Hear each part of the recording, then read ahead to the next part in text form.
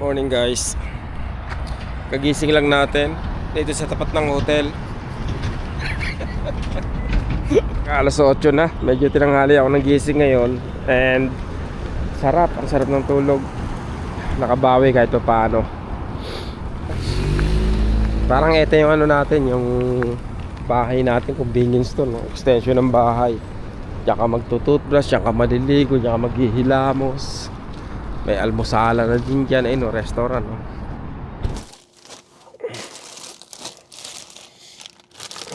Morning po. Pandesal, courtesy of Alit family.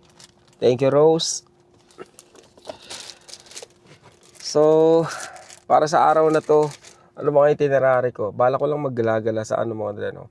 Siguro sa downtown ng saan ba ako? Calgary. Tingin-tingin lang ako sa downtown nila. At Seafood City may nagsabi baka sarado. Pero gusto kong bisitahin. Gusto ko sana mag-almusal sa Jollibee. Siguro magkakain lang akong pandesal. Dahil masarap yung pandesal ko. Seafood City, Calgary. Inuna ko itong puntahan. Naisip ko baka may Jollibee rito. Ang mas masarap mag-almusal dito, yung beef tapa. Wala palang Jollibee rito sa no? Seafood City rito. Akala ko meron. Anyway, dito na tayo mag-breakfast mga dreno. Nako po, inang. Ano kayang breakfast nila? Yung pala, masbay, kapsilog. Grabe naman kayo. Nako po, pang piyestahan ng ano nila, ang handaan nila. Hello po, tapsilog po? Wala pa. Okay. Pero pagkaluto, okay na yung pwede na. Ano na lang po, sige, ano na lang po, itong bangoso po. Yung, ano po bang ano niya? Kasama. Yung, isang talong lang? Okay. Di pwedeng isa lang?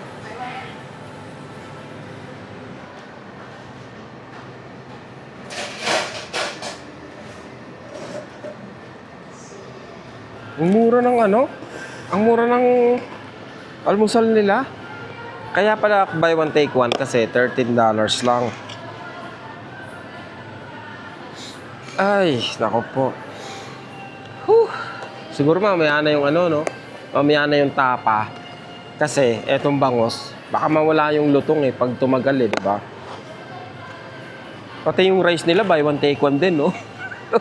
Dalawang takal Yun lang medyo sa talong critical sila sa talong kaya isang pirasong talong lang. Tapos itlog, dalawang itlog. I think mas mahal yung talong kaysa sa itlog, no? Sana dalawa yung talong tapos isang itlog. Sige, ikaw na magtinda. Marunong ka pa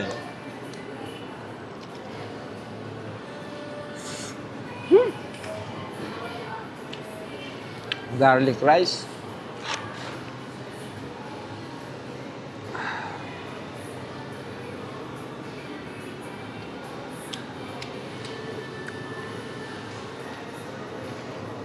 Sarap ng daing na bangus nila.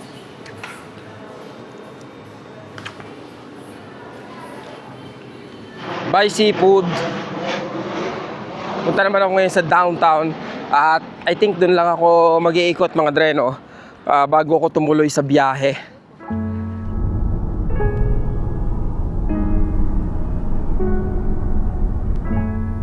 Reconciliation Bridge. Saan yung Peace Bridge? Reconciliation Bridge mga dreno. Medyo nahihirapan ako maghanap ng parking. But anyway, tingnan natin dito sa kabila.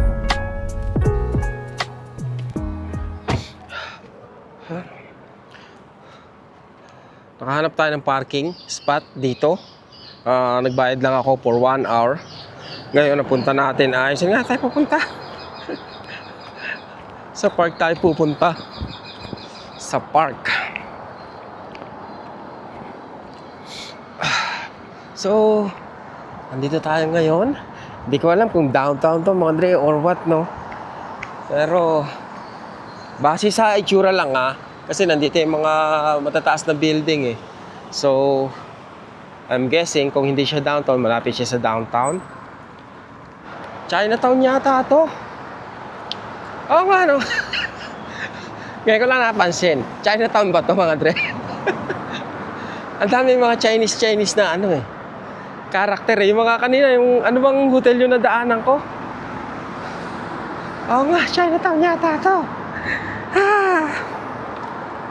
Calgary! Ang kaibigan natin dito si Google. What, should I be on the other side of the road? Yeah, I think so. Wari ko nga. Ayun ba yung ano? Yung tower na ano? Ano yan? Calgary Tower, mga Dre, no? Mas naging visible dito.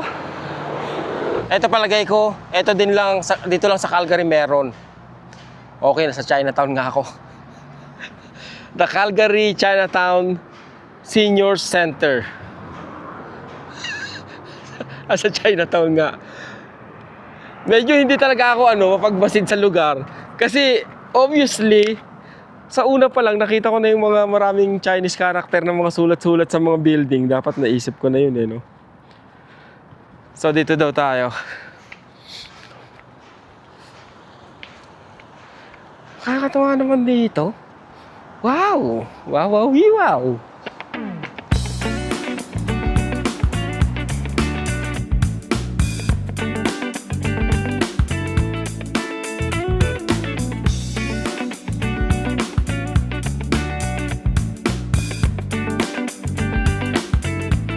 Hotel ba to mga Dre? Hotel ba yan or condominium? Yang mga yan. SSS!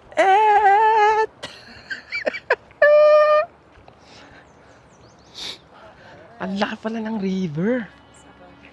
Yeah. And that's it. Here we are. Here's the Peace Bridge.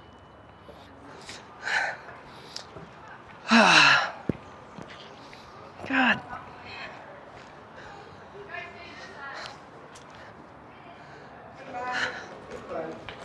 This is beautiful. Ganda ng scooter ni Sir, oh. Ganda ng scooter ni Sir, oh. Kaya pala Peace Bridge siya. Kasi peaceful yung mararamdaman mo pag nandito ka sa bridge na to, mga Dre, no? Kasi ang ganda ng view, eh. Pero seriously, what's behind the name? Ang ganda ng park na to. Ang ganda ng lugar, mga Dre, no? Alam niyo yun, yung nature and these tall buildings. Diba, pwede namang magsama eh. Ganda yung lugar.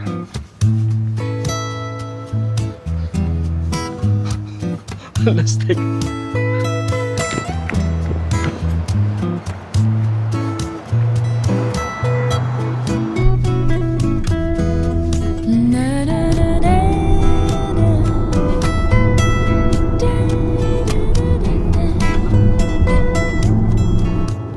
Ngayon pa lang parang nai-excite na ako. Kasi ang ganda na ng ng kalsada.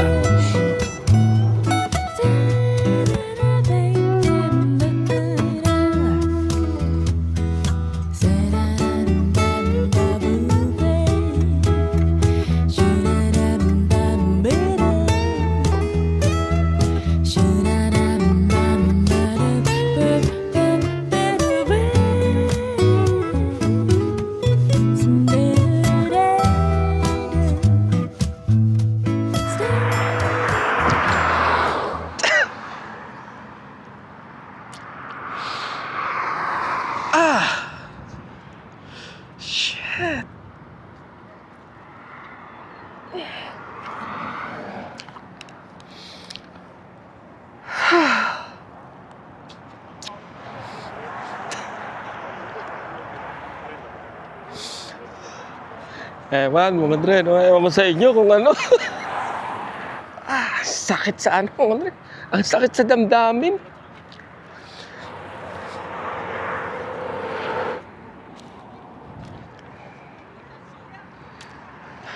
What?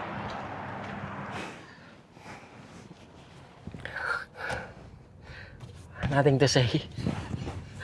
I have nothing to say.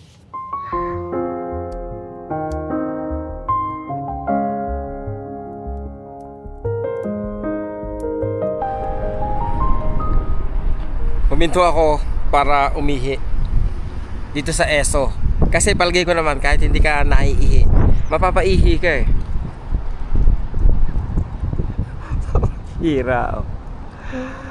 Ano po inang? Diyos ko po, Rode. Walastek. Andito tayo sa Canmore, mga Dre, no? Nagano lang ako. CR break, tapos gusto ko lang ipakita sa inyo etong napakaswerteng convenience store at gasolinahan na to. Kasi tingnan naman yung harapan niya. 'Di ba?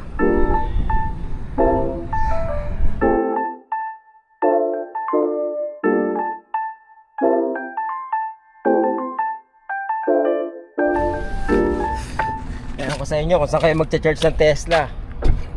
Basta ako dito. Malastek.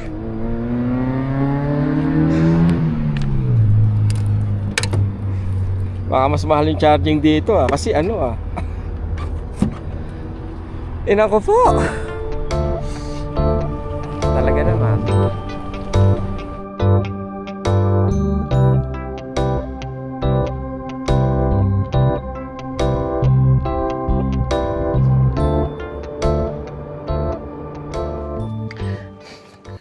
Ang dami ko naubos na oras dito. Tambay lang. Pagkatapos kumain ako. Nakapain na.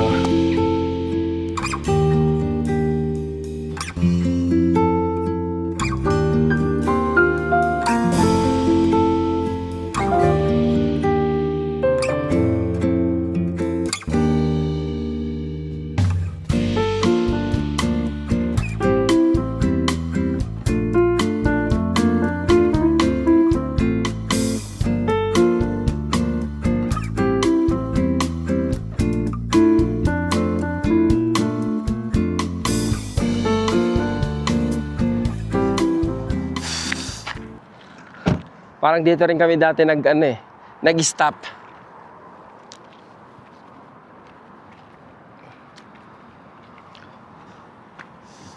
Oh gosh. Lahat lilipas eh. Tsagain mo lang. Kailangan ko talagang dumaan sa Regina di ba? Kailangan kong dumaan sa Saskatchewan. Kailangan kong dumaan sa Calgary. Kailangan kong dumaan sa Manitoba. Mula Montreal. Bago ako makarating dito.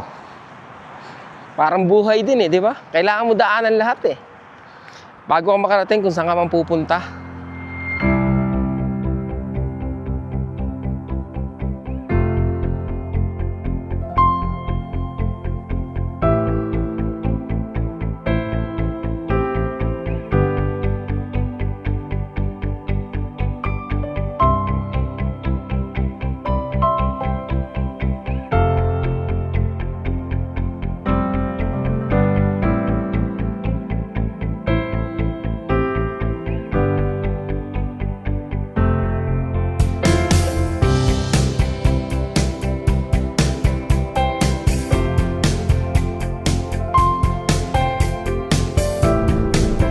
In 300 meters, your destination will be on the right.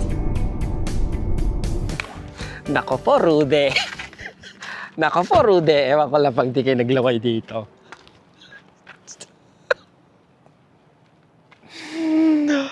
Oh, God.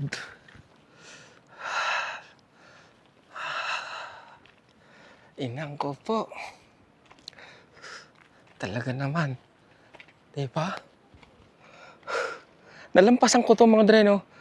Lumampas ako sa likuan na to.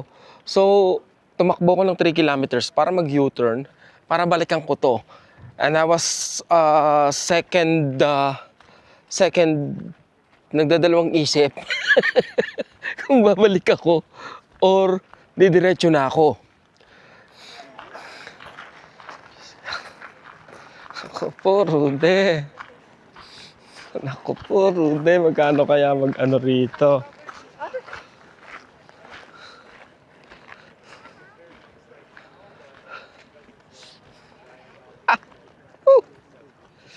Yahoo! Kano kaya ang kano? $100 for 1 hour? 3 people maximum for 1 canoe. Parang kakaano lang nito, kakataas lang ng presyo ah.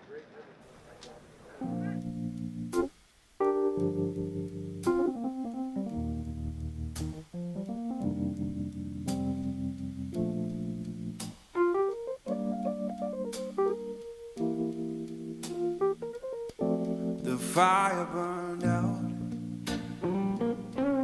The warmth has gone away. The fire burned out, darling. The warmth has gone away. Ako sa inyo, bahala kayo sa buhay niyo. You turned so cold on me, babe. Pwede ba ito sa Instagram? Parang nakakahiya, parang ano. Parang hindi ako bagay eh. Hindi ako bagay sa tanawin eh.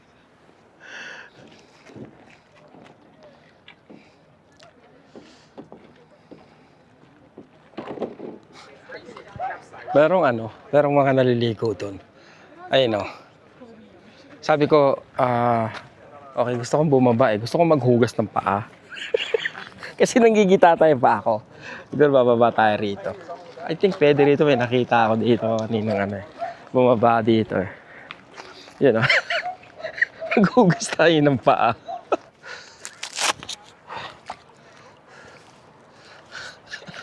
Apakalamig ng tubig. Tapos merong maliligo doon.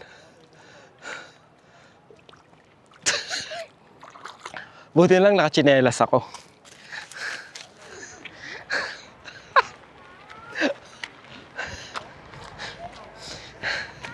Uy! Hey, hey, hey, no! No! Ah!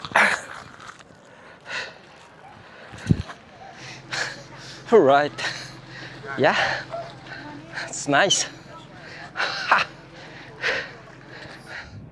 May nakalimutan lang akong ano. May nakalimutan akong... Hey guys, do you want me to take a picture of...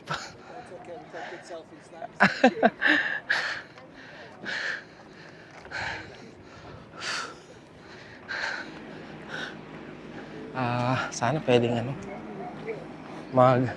Mag-CR dito. Okay, ang ganda ng pangalan niya, di ba? Simple-simple. The Window. Di ba?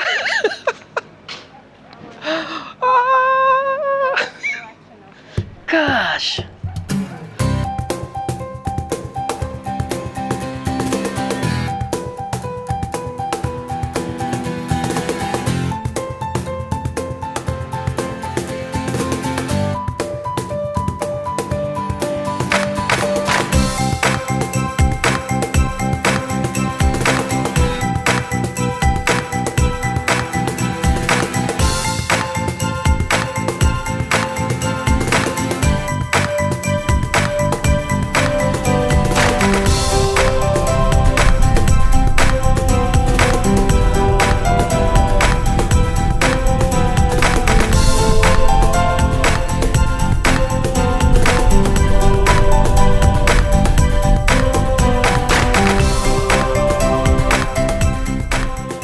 Petting to.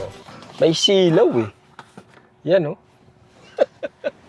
So, dumaan ako rito sa Golden. Golden lang nakalagay mga dre, no? Bigla akong wala ng internet.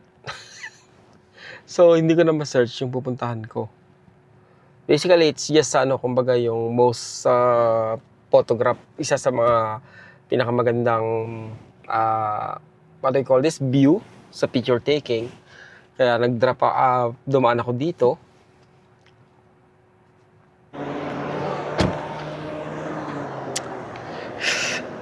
Ako po, Rude. Ang tingkad ng araw. May nakita ako. DQ. Kaya lang tatawid. Tatawid. Tingnan nyo naman yung view ko. Ulala. Diba? Nakaparude. Punta tayo sa DQ. Tawid na lang tayo. I think pwede naman eh.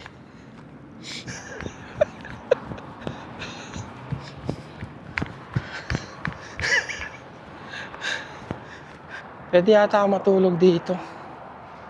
Husky Eso. Ito ba yun? Husky Eso. Oo. Baka dito ako mag-stay ngayon ah. Ayan ang aking view. Ulala. Pambihira oh. Pag bumababa ako ng sasakyan, talagang kumakati yung mata ko. Kahapon, yung kulay puti ng mata, talagang ano siya, yung alsado siya oh. Pagkatapos halos ano siya, kumbaga nakatakip siya sa ano, sa bilog na itim, natatakpan niya na yung dulo. So hindi na bilog yung itim ng mata ko. Parang sa dulo may mga ano-ano na kasi nga alsado yung puti niya talaga oh. Ano nangyari? Kinabahan ako ng husto ron. Pero nawala rin naman agad. Kaya lang ganun pala yung nangyayari no. Mahirap ng ano, ng ganito. Ang dami mong allergy.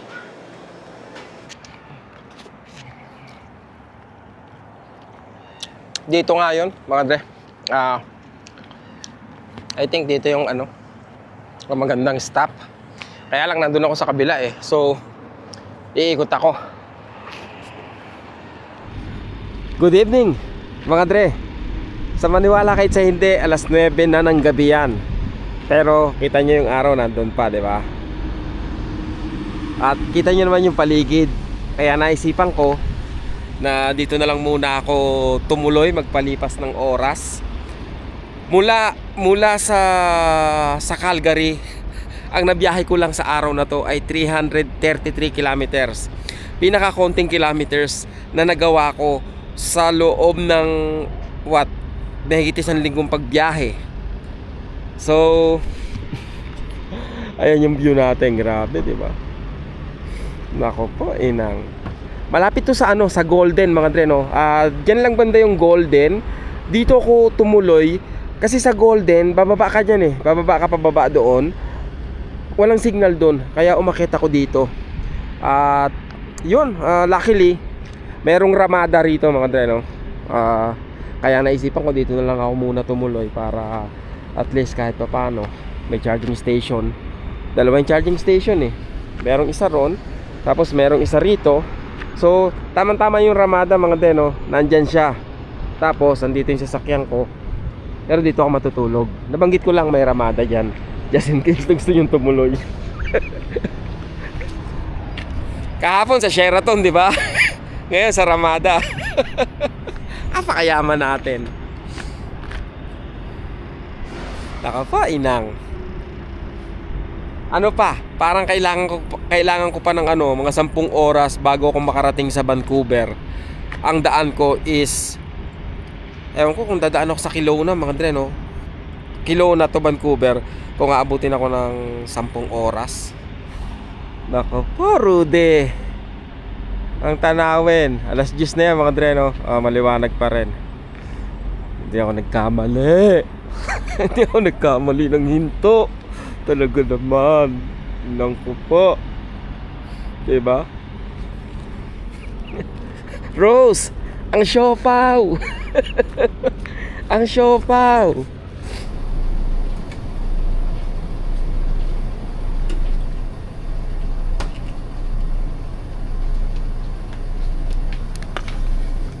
Ang sarap kayang mag-stay dito sa ano, sa mga truck stop.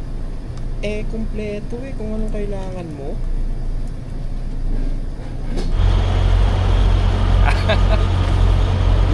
Hindi ba nakakaya yung view natin? Parang nakakaalangan ha.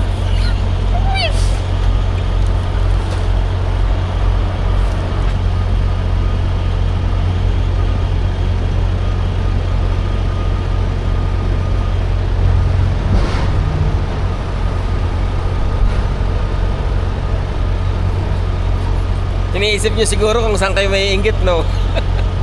Sa siopaw o sa view?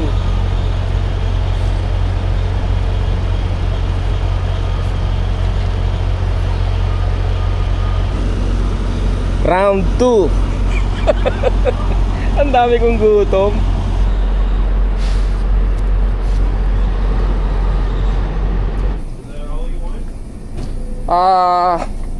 I'm thinking what else to get. Well, at least the town of Golden has a lot of stuff to do. Okay guys, kape-kape ulit tayo dahil paalis na tayo bago tayo bumiyahe. At sabi nung nagbabantay rito, sabi niya, narinig mo ba yung balita? Sarado yung ano? Sabi niya, narinig mo bang sarado? Sabi ko, sarado ang yung highway? Sabi ko, okay, hindi ko alam kung ano sasabihin.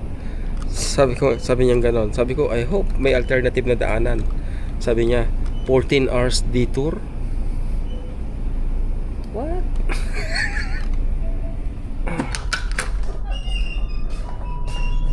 Oh. So it turns out na mukhang totoo nga na sarado ang highway dahil merong traffic jam. Oh God. Ang bait ng ano, mas mabait yung ano ngayon, naka-duty. Look what I've got here.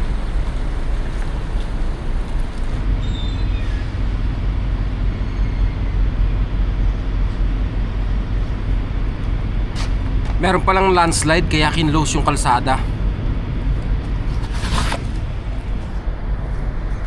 Aray ko.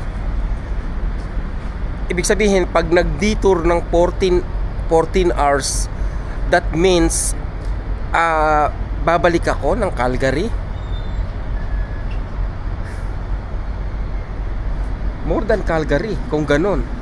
Kasi mula dito mula Calgary hanggang dito is 333 lang. So parang 3 hours lang yun, no? Ano nangyari? 14 hours, that's 14,000 kilometers. What? Ano? 1,400 kilometers.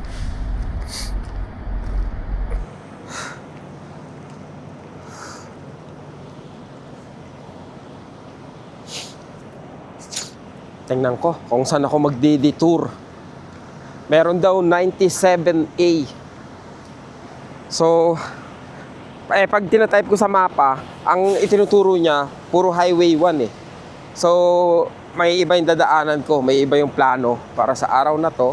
Hindi ko rin alam. Bala ko pumunta sa isang falls, kaya lang sa ganitong kondisyon ng panahon. Well, let's see. Wait, we don't have to start the day yet.